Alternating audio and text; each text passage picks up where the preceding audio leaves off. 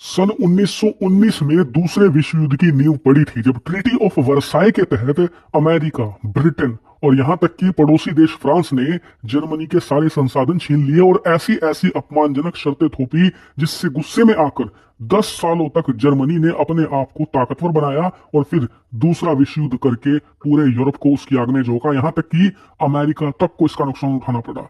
लेकिन यही चीज अब 2025 में फिर से रिपीट होती दिख रही है दूसरी तरीके से, और इस बार भी पुराना जर्मनी वापस लौटता दिख रहा है। और इस बार भी कारण है अमेरिका। दरअसल पिछले एक महीने में अमेरिकी राष्ट्रपति डोनाल्ड ट्रंप ने जैसे जैसे बयान दिए हैं और जैसे एक्शन लिए हैं, उससे जर्मनी की जनता और पॉलिटिशियन अपमानजनक महसूस कर रहे हैं। उन्हें लग रहा है कि ट्रंप उन्हें अकेला छोड़ रहे हैं और जो उन्होंने वादा किया था पिछले 40-50 सालों में, उस वादे से पीछे हट रहे हैं। लिटरली जर्मनी को अकेला छोड़ दिया गया है रूस के सामने, जैसे कि एक बकरी को शेर की पिंजरे में छोड़ दिया जाता है। इसीलिए अब जर्मनी ने शुरुआत कर दी है द ग्रेट मिलिट्री बिल्डअप की। जी हाँ, जैसा कि आप स्क्रीन पर देख सकते हैं, हाल ही में जर्मनी में चुनाव हुए और वहां पर विपक्षी पार्टी जो क्रिश्चियन डेमोक्रेटिक है वो सत्ता में आ गई है। लेकिन उसने तमाम सारी पार्टियों के साथ मिलकर एक सहमति बना ली है जिसके तहत जर्मनी करीबन 500 बिलियन यूरो, डॉलर में बात करूं तो करीबन 550 अरब डॉलर का एक फंड बनाएंगे, जिससे कि वो अपनी मिलिट्री इंडस्ट्री को ताकतवर बनाने जा रहे हैं,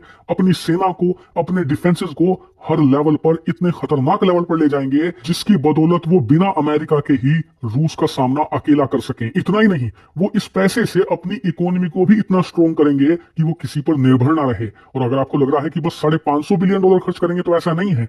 इसके अलावा करीबन 150 से 200 अरब डॉलर हर साल अपने डिफेंस बजट पर वो स्पेंड करने वाले हैं। जी हाँ, ये 550 बिलियन डॉलर तो अलग हैं, ये तो इंफ्रास्ट्रक्चर पर, सेना की इंडस्ट्रीज पर, अपने देश की इकोनॉमी पर खर्च किए जाएंगे, उन्हें मजबूत किया जाएगा। यानी कि जो कोर होती है किसी भी देश की, जो किसी की इकोनॉमी को, उसकी सेना को मजबूत बनाती है, उस पर पैसा खर्च करेंगे। इसके अलावा 150 से 200 बिलियन डॉलर हर साल सेना पर अलग से खर्च होंगे। यानी कि जर्मनी का डिफेंस बजट आने वाले समय में भारत के डिफेंस बजट से दुगने से भी ज्यादा हो जाएगा। यहां तक कि ये डिफेंस बजट के मामले में चीन को मैच करने जा रहे हैं। और ये बात आप अच्छे से जानते होंगे कि चीन का 250 बिलियन डॉलर का बजट जरूर है, लेकिन चीन के 250 बिलियन और जर्मनी के 200 बिलियन में धरती आसमान का अंतर है। क्योंकि चीन के ज्यादातर हथियार होते हैं कबाड़, अच्छे से काम नहीं करते, लेकिन जर्मन इंजीनियरिंग का लोहा पूरी दुनिया मानती आई है सदियों से। ऐसा नहीं कि पिछले 20-30 साल में इनकी इंजीनियरिंग इतनी शक्तिशाली हुई है, पिछले कई सौ जो साल है उनसे जर्मन इंजीनियरिंग का लोहा दुनिया मानती आई है। जब ये 200 बिलियन डॉलर लगाएंगे ना, तो प्योर क्वालिटी निकलेगी हथियारों की। ऐसे शानदार वेपन ये डेवलप कर सकते हैं जो कि चीन और रूस तो छोड़िए, अमेरिकी हथियारों की क्वालिटी तक को हरा कर रख दे। और इसीलिए इनके 200 बिलियन डॉलर चीन के 400 बिलियन डॉलर से भी कहीं ज्यादा बेहतर होंगे।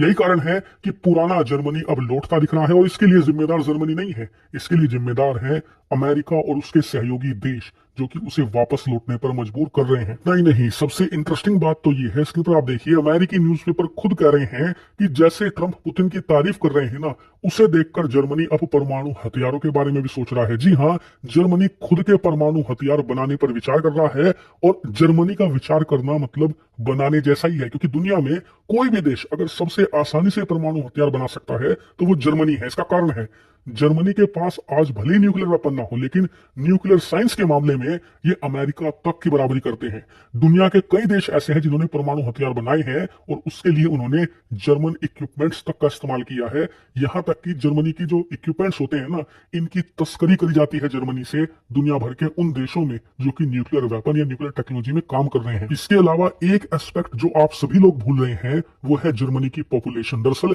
जर्मनी पूरे यूरोप का सबसे ज्यादा पॉपुलेशन वाला देश है, 8 करोड़ से भी ज्यादा की जनसंख्या है इनकी। उदाहरण के लिए रूस दुनिया का सबसे विशालकाय देश है, मुश्किल से 13-14 करोड़ की जनसंख्या है।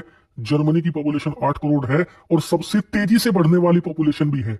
अगर हम रूस की बात करें तो उनकी जनसंख्या दर गिर रही है, फ्रांस की गिर रही है, इटली की गिर रही है। जर्मनी एक ऐसा देश है जिसकी बढ़ रही है, और सबसे खास बात अच्छी दर से बढ़ रही है। यानी कि पॉपुलेशन इनके पास है, यूरोप की सबसे ताकतवर ये इकोनॉमी है, वर्ल्ड में नंबर 3 पर आते हैं ये स्ट्रॉन्गेस्ट इकोनॉमी के मामले में। यानी कि जर्मनी के पास एक सुपर पावर बनने की सारी चीजें उपलब्ध हैं। इनके पास स्ट्रॉन्ग इकोनॉमी है, बहुत ही ज्यादा स्ट्रॉन्ग। इनके पास बहुत बड़ी पॉपुलेशन है, करीबन 8.5 करोड़ की। इनके पास इतनी शानदार टेक्नोलॉजी है जिससे कि ये बहुत ही कम समय में बहुत अच्छे वेपन सिस्टम तैयार करके किसी भी देश को धूल चटा सकते हैं। और सबसे खास बात, जर्मनी की सबसे अंडररेटेड और जिसके बारे में कोई बात नहीं करता वो है इनकी मैन्युफैक्चरिंग इंडस्ट्रीज।